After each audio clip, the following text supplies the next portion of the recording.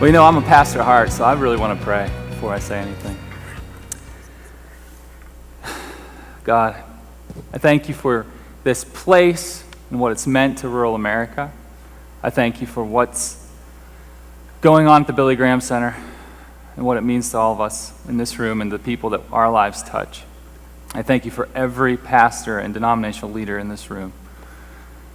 Pray your blessing on their ministry. In the name of Jesus and the power of his Spirit. And we all say, Amen. I do want to give a special shout out and thanks to Ed Stetzer and the Billy Graham Center.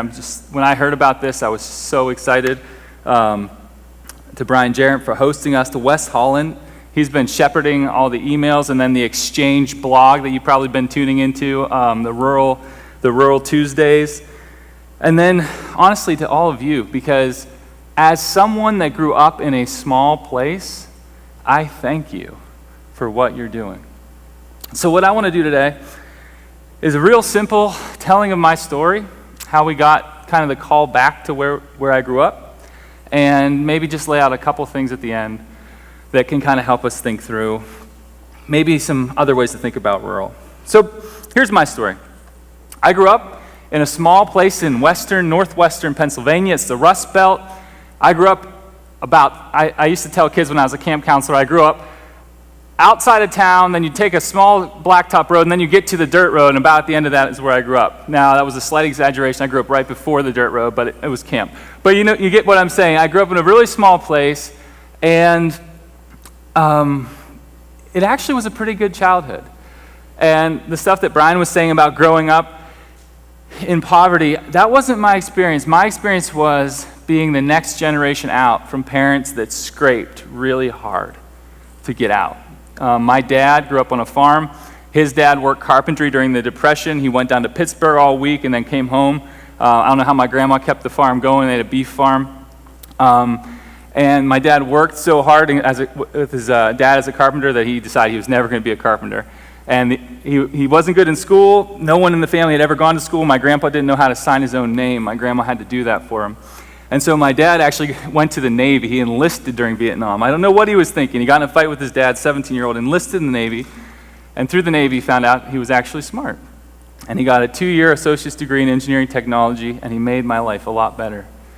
Both my parents had been sexually abused as kids, not by their parents, but by others. And they made my life a lot better than it would have been. But I grew up in a small place around a lot of poverty. The thing is, we didn't really realize it. We didn't know. So I graduated with thinking about six-man football, a class of 80, which seems massive compared to that. And a lot of schools around were 50 to 60, and some were 30. And we just we complained a lot about there not being anything, but we really didn't know what was out there. It was a good place to grow up. And now I grew up in what was actually a pretty large church for that area, 250 or so people. It was like the almost mega church. There was one kind of like 600-person church that everyone was like, whoa. I mean, that's just mega where I grew up. 250 had enough to have a youth group and stuff. It was good for me. The church parking lot was literally, had once been my dad's cow pasture of his father. It was in a cornfield, in a field. And as a kid, I grew up in this environment, and I felt God tugging at my heart. And so when I go to college, I'm thinking about Christian studies. My dad being a very practical engineer mind, he says, okay, well, you got to do something practical too. So English secondary ed became my thing, but I felt this call. And so, I would read these stories about Hudson Taylor, Jim Elliot. I would think about people like Billy Graham, D.L. Moody. These were my inspirations. And then when I got to college, I realized there was a whole nother camp that I could be inspired by, and there was this thing called church planters. We had not really heard about these folks where I grew up. Like, some people started churches, but I like what Donnie Griggs, there we go, name slipped me, it says in Small Town Jesus, which, by the way, I love that book. Wackos and weirdos. That was my experience of church planters. I didn't know it was this movement thing. And so I learned about these church planters. I learned about guys like, Rick Warren, Bill Hybels, Mark Driscoll, Francis Chan, and these kind of moved to be my heroes. So it had been missionaries, it had been evangelists, then it became church planters. But I didn't know what to do with it. And so having a degree in English secondary ed and having a call to ministry and having an engineer-type dad, what do you think I did? I graduated and I taught high school for 2 years. I taught high school English and still didn't know what to do. Finally got married. My wife and I, she was from the same small town of 1,100 people. We decided we needed to get out. So we left it all. We kind of felt God's call to go to New Haven, Connecticut. Very different experience.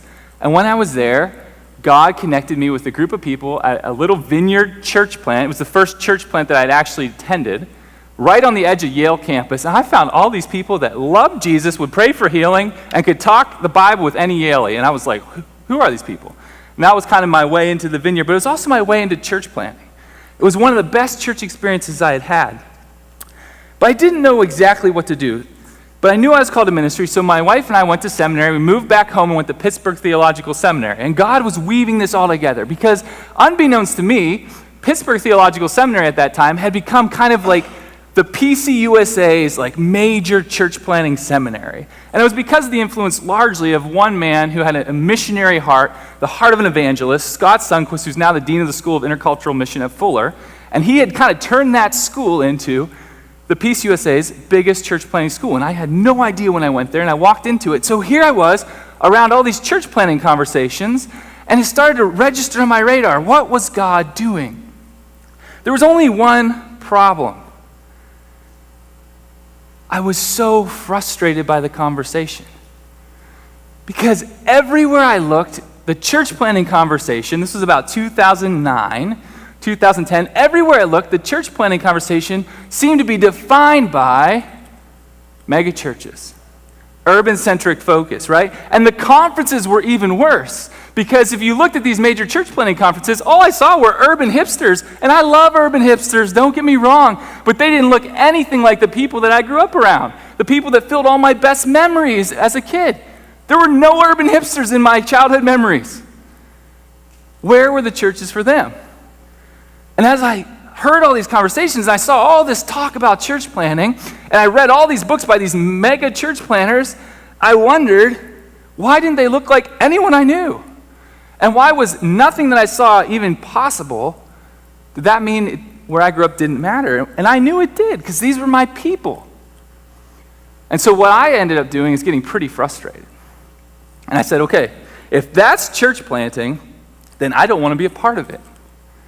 And I started to love studying. I felt a call of God on my life. He said, okay, I knew I was called to ministry. That never changed, but I also felt a call to academics. I applied to some PhD programs, got into one at the University of Virginia, and my wife and I and our growing family moved down to Charlottesville, Virginia.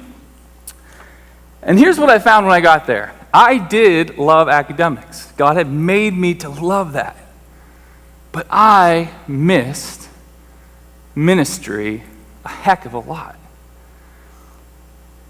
And I started to pray and to think and to talk with friends, talk with my wife. What was God doing? I had gotten what I wanted. I got into this PhD program. Life was good. I liked it. But what about ministry? And as I thought about it, as I prayed about it, as I talked with my wife and people I loved, church planting started to come back into my mind. But I had no clue what to do with it because I had not seen any examples of what this looked like. And I had looked up on Amazon, just like you read about in Donnie Greig's book. I had looked up on Amazon to find these, and there weren't many. Brian, I missed yours somehow. Yours was 2010. I missed your book, but I just ordered it today, so now I'm good. I couldn't find much. I seriously typed in like rural America, and 5 books came up, and like Donnie says, that they were really old. So what did I do? What was I to do? I just kept praying. I kept discerning. I kept talking with people from home. And as I talked to them, I realized, man, God, I can't get this out of my heart. You know when you have something you can't get out of your heart that God's saying something to you, right? I couldn't get these people out of my heart. I had gone to New Haven. I had to come back. I had gone to Charlottesville. I couldn't get them out of my heart. No matter where I went, I couldn't get home out of my heart. So as we prayed and as we discerned, we started to feel like some sort of concept of where we were called to, and it was Steelers country. Now, I know that you might say, well, that's not very, very general because we're actually in Steelers Nation, even though we think we have America's team down here. Side note. But we felt like we were called to Steelers country, Western PA, where we're from. When you're in Steelers country, you know it. Blue collar, down to earth. That's where we felt like we were called. And so we started to think about what made sense in the church planning conversations we had been a part of, and that was Pittsburgh. Let's go to the city, let's plant a church. We had a good experience with Vineyard. I had grown up in a denomination of 8,000 people. I didn't think it was going to be a compelling place to plant churches. Had some different theological issues with it, polity issues. So we went Vineyard, we're going to plant in Pittsburgh. And it made sense. I had worked so hard to earn this degree. There were lots of universities in Pittsburgh. I loved universities. I still love universities. There were all these, I read the same demographic reports like cities are growing, rural places are shrinking. Okay, it makes sense. And all that is true. The question is, was that where God was calling us? And the answer I came to find was no. I couldn't get any peace about it, even though it made all the sense, and I could not get home out of my head. And I had no clue what to do because as far as I knew, there were no models that were compelling.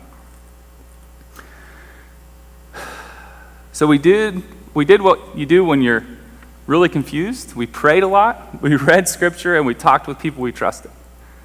And eventually we found God pulling us, refining in us a vision for a place 20 minutes from where I grew up, a place called Oil City, Pennsylvania. Now, Oil City, Pennsylvania is a town today of about 10,000. Like a lot of the Rust Belt, it's been losing population for a long time. It used to have 20,000 people in it. It was literally 14 miles down, I kid you not, Oil Creek from Titusville where oil was found. And Oil City happened to be fortuitously situated where Oil Creek met the Allegheny River. And the day before mass transport, rivers were all important. And so Oil City sprung up. It was completely unplanned. The next town over is Franklin. The guy that designed Washington, D.C. had some role in designing that town. Its streets all seemed to make sense. Oil City was designed as fast as it could. Sheer greed. If you look at the layout of our streets, they make no sense at all. We're in a river valley with hills all around. This is Oil City. It was insanely rich at one point in time. There's a building called the National Transit Building. John Rockefeller built it. This is the building where our church actually started meeting publicly. If you walk up that 4-story brick building, every floor has numerous walk-in vaults all over. The money in that place was incredible. Needless to say, when we got there, and when I was growing up, that wasn't the reality. You see, and I won't hold this against you, Dallas, at least not too much. We used to have a lot of major oil industries there because oil was found there. Pennsylvania crude was really important. And so companies you might have heard of, Pennzoil, Wolf's Head, Quaker State Motor Oil, all were founded right there in Oil City. Made people filthy rich.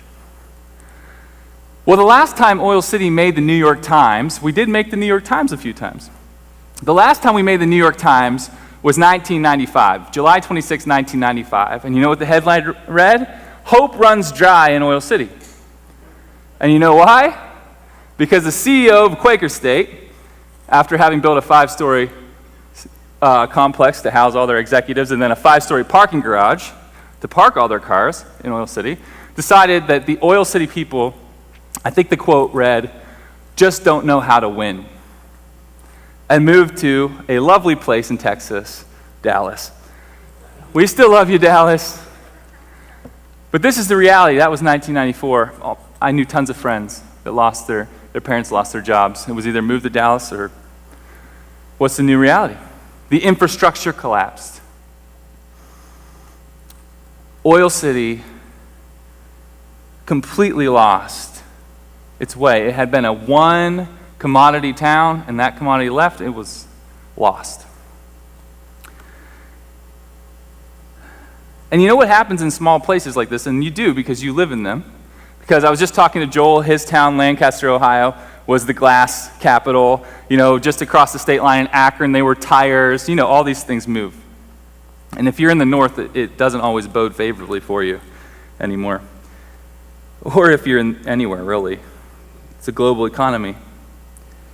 You never know, nothing's certain economically. Well, Oil City and little places like this can't reinvent themselves like Pittsburgh. You know, Pittsburgh, they lost steel, but what did they become? They became a great place to live. They were voted like the #1 city to live in 10 years ago or something like that. Pittsburgh's a great city.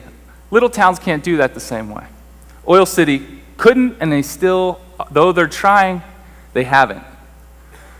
And poverty has really become the norm. My daughter started kindergarten this year at Oil City Public Schools. Every single kid starting last year gets a free lunch and breakfast there. No one pays for school lunches in Oil City anymore. The rate of poverty was so high. And the social breakdown that Brian talked about in rural America is obvious everywhere. It's a place of real need. And what I had always wondered is why don't places like this register on the radar of church planting organizations? Even small ones like the little organization, the denomination I had been a part of growing up, they didn't even notice Oil City, let alone the really big ones, let alone these major conferences where all my favorite urban hipsters gathered. No one thought about these places. But we felt God calling us there. And I tell you what happened is the same thing that probably happened to some of you, and that sometimes if you're a leader denominationally, you might be tempted to tell. If you're here, though, you probably aren't, but you might be tempted to tell your young leaders coming up through, your young church planters, your young pastors that show promise. As we told people this, they either tried to talk us out of it or they said we were absolutely crazy. And usually it was both, and sometimes it was even our parents saying those things. People tried hard. I can remember we were going to plant through this large mega church that had planted churches all over the world, and I just respected them so much. We were going to plant through them. And yet, when I told him about what God had put on my heart for Oil City over dinner one night, he looked at me and said, well, that's nice. You know, I think you just need to be open to some change. You might find yourself in Pittsburgh or something. Instantly, I just felt God hit my heart. That was not what God was telling me. That is what our church planting strategies say. You get someone with a little education, with a little passion, with a little vigor, and let's send them to somewhere big or her to somewhere big, because why waste them? It's not what God says. Amen. And so we moved to Oil City last June. Like these guys say, you know, I don't know why I'm up here. I'm only a year into church planting. I can tell you what it's like in that first year, though. We moved to Oil City last June. We bought a house. Now, I'll tell you, there are upsides to going rural. We bought a move-in ready house in Oil City for $80,000. My mortgage is like $350 a month. Some more people should plant in rural America. There were some good things. We started meeting at our house in August with like 16 counting kids. 2 months later, we met in John Rockefeller's building in the office of his chief, his fourth-hand man, his fourth highest executive. So that office, to show you the kind of wealth, that office of his fourth highest executive held 90 people last Easter. That's how much wealth had been there. And then just 2 weeks ago, we outgrew that space and we had to move to the local YWCA. So God's been doing some cool stuff in our local context. There's a huge need. I talk about unchurched and dechurched all over our town, especially millennials. And I always make this point to anyone I talk to that I'm a millennial, just barely by the skin of my teeth. I made it, even though I have gray hair. I have 3 kids, that's why. I made it. I'm a millennial, and I want to say millennials are absolutely in that category in our town, in rural America all over, because of the same things you talked about. They had been to church, they were forced to go to church, and it was a horrible experience because we stopped investing in our rural churches by and large long ago, and so we have 29 churches in my town. I'll tell you, there aren't 29 people that are called by God to be there. There are people filling spots sometimes, and I love them all. It's just not my town, it's all over. The same things we heard. God provided in amazing ways. Our house was an absolute provision of God. There are advantages to moving where people want to leave. There are buildings all over Oil City. There are churches, 29 church buildings that I could count. I, by the way, somehow fell into becoming the facilitator of the Oil City Ministerium. So I sent out letters just yesterday to every pastor in Oil City talking about our next meeting. So this is how I know how many there are. Some of those churches have 7 people on a Sunday morning and probably 7 over 70. But they have huge endowments from back in the day to keep the lights on. There's space. There are all these buildings, mostly dilapidated, but there are buildings. So that transit room building that held 90 people last Easter, that building, you know what that costs for us to meet in that room every week? $0. They give it away for free to nonprofits. We rented $150 storage space, and then we moved it up. We got a better one to $300 a month storage space. We meet in a YWCA right now. The staff, I think they're just being very kind to us. The gym is fire coded for $370, and they charge us $100 a week to be there.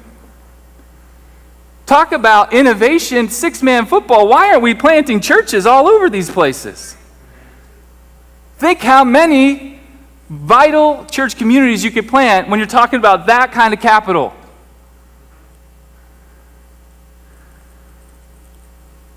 And favor in town, you know what? We think of small places sometimes, at least people that aren't from there. I know you are mostly from there. We think of them as being so stuck in the mud, so traditional. They don't want to do anything new. You know what? If you are a young person with some energy and you can be faithful, they will turn over the reins of the town to you half the time. They're so desperate. The brain drain, the youth drain is so large. They're just looking for people that have a vision and can be faithful in it and can be decent. The things we read about in Galatians 5, the fruit of the Spirit, if you have those things, you'll find a lot of favor in small town America.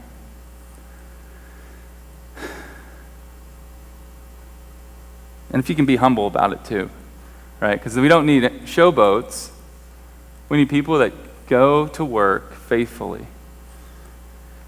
And I'm not going to lie, there are hardships. And some of them are minor, but they matter actually to a bunch of like the millennials that aren't moving back home, like amenities. I'm not going to lie, not every I love this place, Brian, because you can look and see fields over there.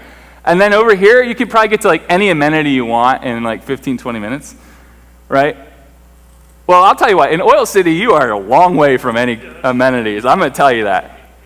Now, we did get a good coffee shop. Props out to this one couple that's revitalizing the town on their own, but by and large, you are not going to Panera Bread. You are not going to Starbucks. You are not going anywhere like that. I don't know where the closest Thai food is. I like Thai, but I've never found any. Young people care about this stuff. This is real. But these are minor if we're talking about kingdom stuff. These are minor, right? Now, there are some major things. I'm not going to lie. If you care about education, sometimes poverty has an adverse effect on your kid's education. I care deeply about education. One of the hardest things for me about moving to small places is that I thought, what if it hurts my kids?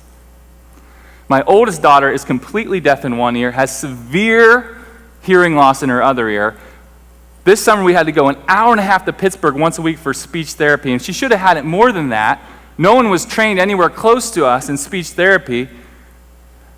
If you're poor in the city, there's still doctors and children's hospitals right there. If you're poor and in need in rural America, they are a haul to get to. Resources are far away, especially when you have special needs.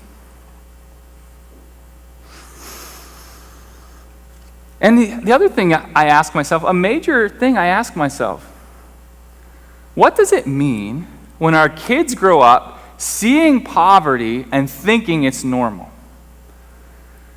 And I had this, as a parent, we've had this extreme dichotomy, or at least seeing both sides of the spectrum, because Charlottesville, Virginia, where we had lived for 4 years, is a very affluent town. Very affluent town. It has it has a major hospital, it has a major university, it has history with Thomas Jefferson, and the money just flows in. every single park that we went to in Charlottesville while we lived there, and there were a lot, seemed to have been redone in the last 5 years. Every single one. Every single sidewalk we walked down in Charlottesville, we never even thought about it. We never even thought about, can we go for a walk today? Because I don't know if the stroller will go down the sidewalk. One of the first wake-up calls we got when we moved to Oil City, and we grew up. We spent 20-something years, 20 minutes away, but Oil City, even everyone around thinks of it as being a little worse, poverty-wise. We could not take our 4-month-old son in his stroller on a walk. The sidewalks were horrible if they existed at all. That's when you know that poverty's hit your town, when they don't even care anymore, when there's that big of gaps on your sidewalk, it's not even a thing. When dilapidated buildings are everywhere you look, when you have housing for 20,000, you have 10,000 people living there, what does this do to our kids? Those are things we think about. You know what the only thing that makes it worth it? Jesus Christ. Does the gospel matter? Does it really matter? That's the only thing that makes it worth it. Or else, you know what? I like rural America, but I can go visit my parents anytime I want. Or I can live somewhere, at least not where I don't feel it and see it, right? I'll get a little farm and live out there. But God's called us here for now, for this season, to be faithful, a long obedience in the same direction. I'm praying that at the end of my life, faithful is a word that can be used of me. May it be so of all of us. There are real hardships. There are minor, there are major hardships, but the gospel matters. Jesus loves every place. There was never a time when poverty stopped Jesus' love. During his life or today. And it shouldn't stop our church's love. It shouldn't stop our love. We have to recapture the passion of the gospel. I think we're living in a kairos moment, right? You've preached this, you know, chronos time, regular time, kairos time in the Bible is this specially infused time. America's talking about rural. Whatever you think of the election of 2016, America started talking about rural. And the opioid epidemic's part of it, and meth. America started talking about rural. What are we going to do with it, church? Now's a time that churches, even big churches, might think more about investing in small places. You've already heard it doesn't take a heck of a lot to make a big difference as far as money goes. Investing in small places in new ways, what are we going to do with this moment? We live in a divided country, and we talk about the divide being urban and rural. What are we going to do with it? Because the church is in urban and the church is in rural, and if anyone should be able to bridge this divide, it's the church. What are we going to do with this moment? I think we have a huge weight of responsibility on us to steward this well.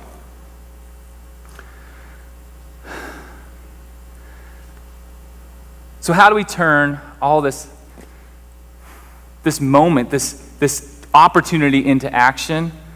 There are lots of ways, and we've already heard some, and we're going to hear more. And I'm so glad to be here and hear them, because I want to learn so much more about this. But I came up with a couple, 3 actually. And I'm sure they're going to get touched on in various ways throughout the rest of this time. Here's my 3. We need to pray for eyes to see, ears to hear, hearts to feel and sense what God is calling people to, and what God sees in the rural church and rural America and small town America and the places that are often forgotten by people except for Dollar General now, I learned. Right? I think the American church, our culture, has made it really hard for young people to hear well a call to rural. It does not seem like how you get ahead. It doesn't seem like how you support your family, at least in the perception. And perception becomes reality, right? We know this. That, especially as leaders and people in denominations and pastors who are mentoring younger people, is our duty. Help people see and hear the call. And one of the ways I think we can do it is I think there are a lot of people who are from there who have a heart for there. I was just talking to a missiologist this week, and he said, one of the things is like when I read like The Little Way of Ruthie Lemming, it's so nice. I love that story, but I'm like, I don't have that place. And I was able to say to him, you know what? I think that's okay. God didn't call you to have that place. He called you to be someone that can switch around places because he's going to send you a lot of places. But some of us have that little place we cannot get out of our heart. And there are people in our colleges and big cities and major universities who have those places they can't get out of their heart, but the church hasn't given them a way to make that burning a reality, a real path to planting or to revitalization. Look for people from rural places.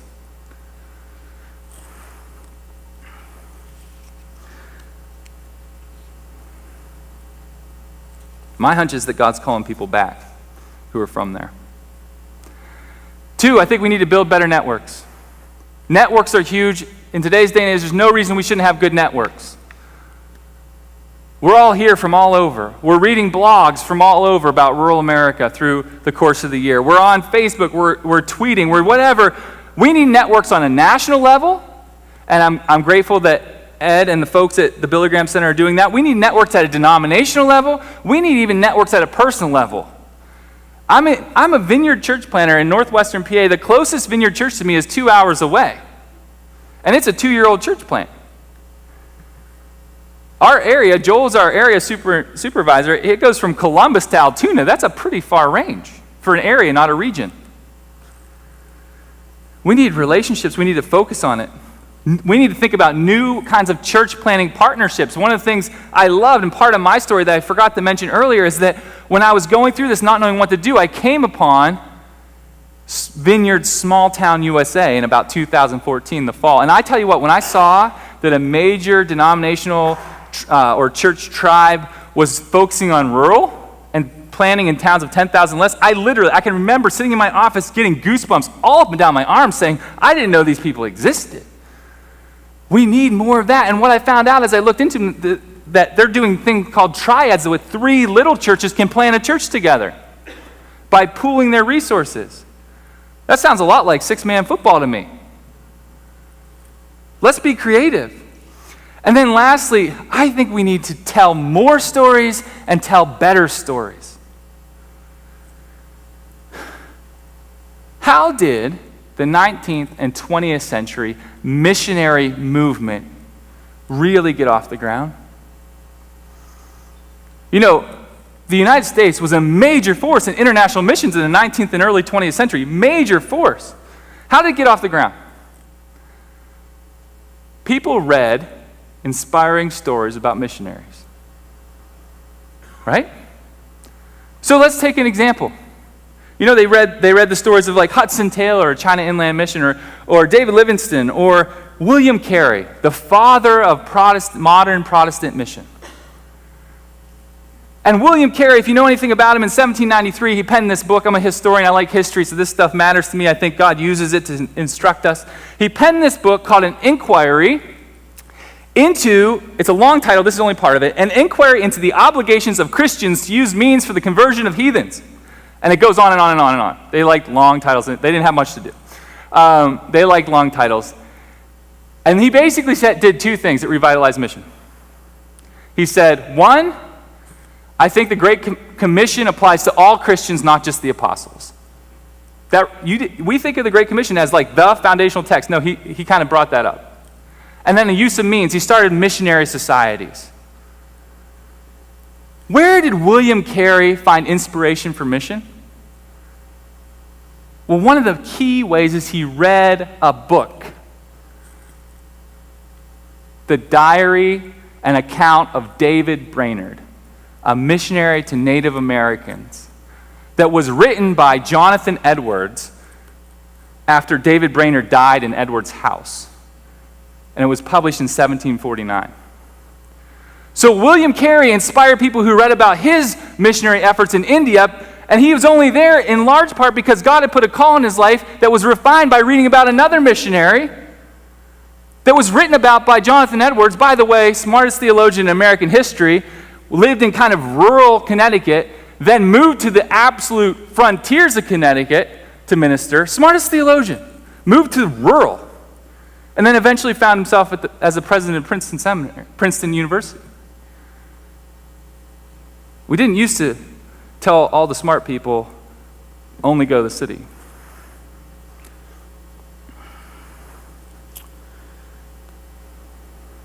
And this is the account in church history over and over and over again.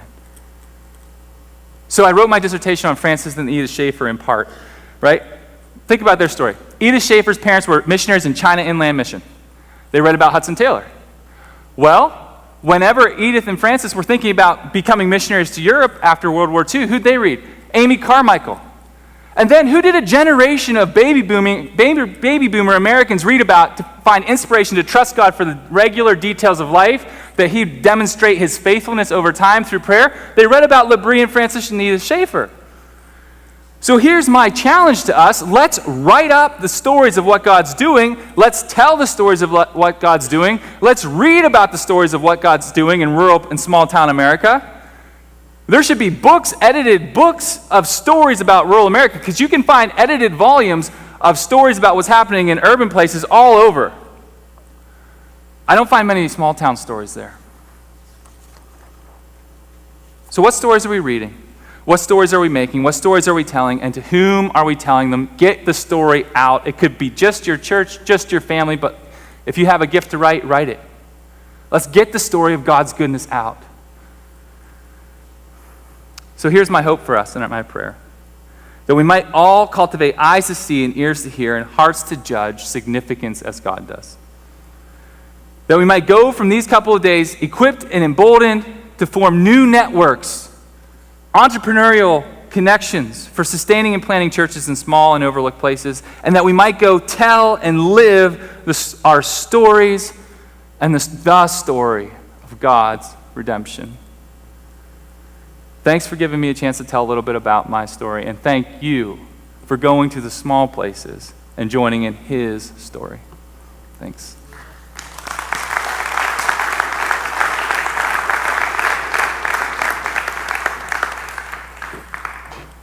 Good stuff. Thank you, Charlie. My name's Joel Seymour. I'm pastor of the Lancaster Vineyard in Lancaster, Ohio, and also lead the small town vineyard specialty group out of the church planting arm of the vineyard. What we want to do, in just a few moments we'll take a break, but what we want to do is take a few moments for some prayer and some ministry. I don't know about you, but as a pastor I often don't get a chance to get a lot of prayer at my church. I tend to give a lot, and either the environment isn't right or the things I need to share wouldn't be appropriate to share to get prayer. And so we want to take some time and pray before the break and make sure anybody that needs prayer could get it. I know you've done traveling this morning. We're just getting into these sessions, but we did want to take some time and really just get after it to be able to do some soul care. We're going to get some training. We're getting inspiration, but we also want to get some soul care and some prayer. In my tradition of the vineyard, we combine the expectation of charismatics with the quiet waiting of the Quakers.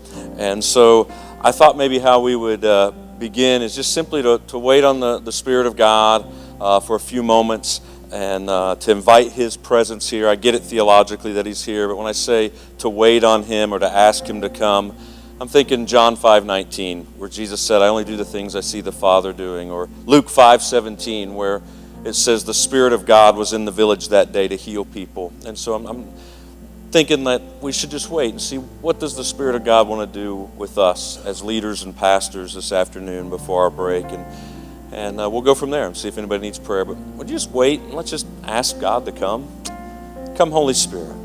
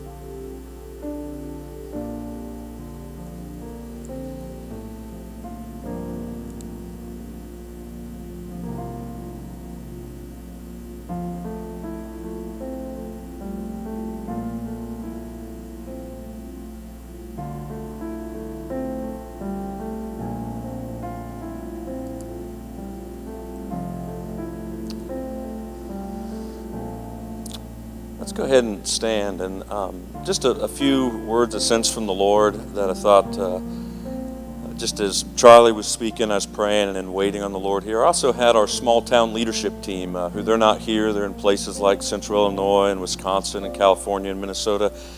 I had them praying the last 48 hours for us and just saying, hey, Joel, I sense maybe the Lord would want to do this. And so I've written down a few of things they said. But here's what I'd like to do before we go into this break. If you need prayer, if some of these words are your situation and you'd like prayer, I'm going to ask you to do something. God gives grace to the humble. I just would ask you to come forward.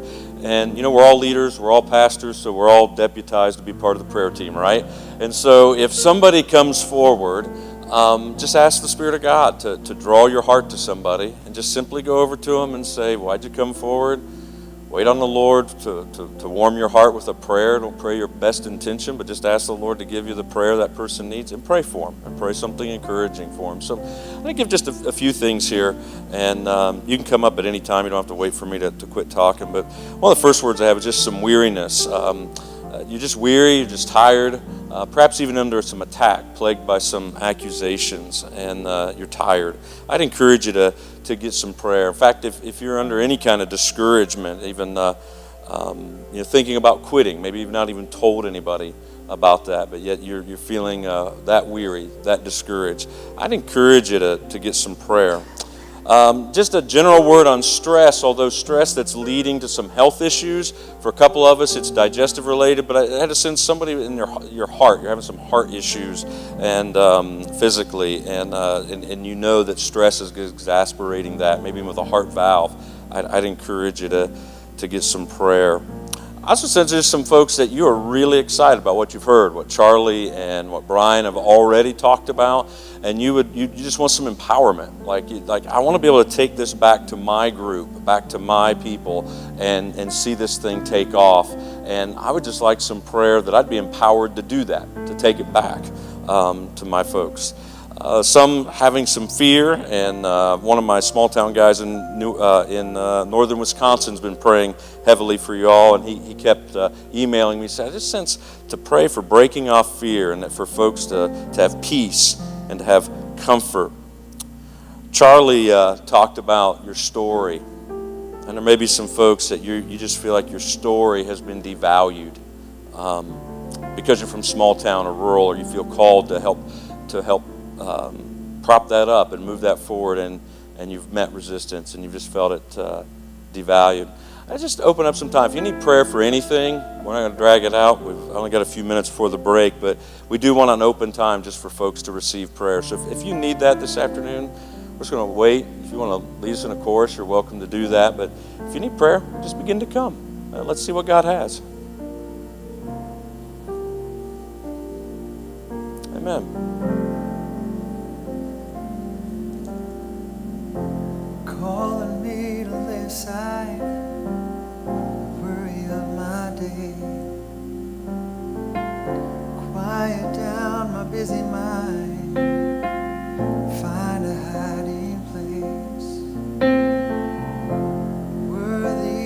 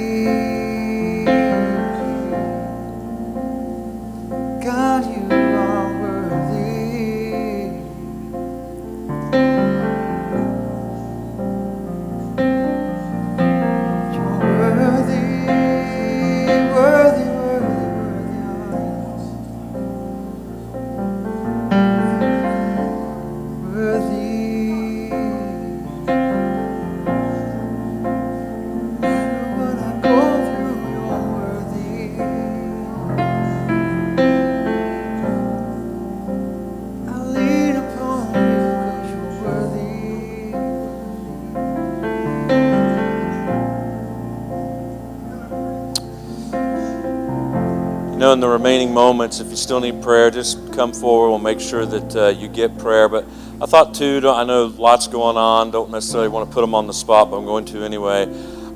Just during Charlie's talk, I thought, you know, Brian, we should pray for you. If there's some folks around you that, Ed and John, if you'd love, just maybe lay a hand, pray. Just what you're leading, what you're doing here, what you're doing for rural America, and just to pray for more empowerment. Same with Wes, too. I know you got lots going on. You're juggling a lot today, and so hard maybe to receive right now, but just those guys around you, just to say a prayer for you, for empowerment, for what you're doing. That would be good.